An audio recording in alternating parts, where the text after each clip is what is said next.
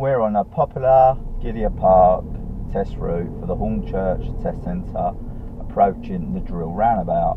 ALFIE'S driving school offers driving lessons in Gidea Park with manual and automatic driving instructors for anyone wanting to learn to drive in Gidea Park.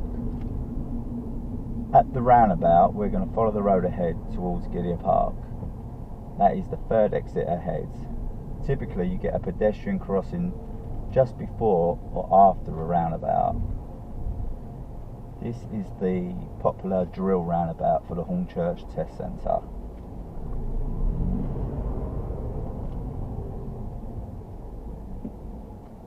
When emerging onto the roundabout, when you follow the road ahead, normally we would position to the left.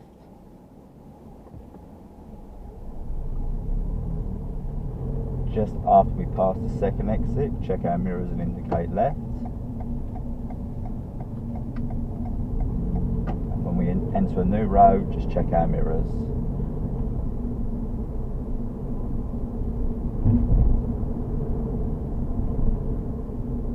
Thanks for watching. Book your driving lessons in Gidea Park with ALFIE'S Driving School. Get in touch to secure your slots.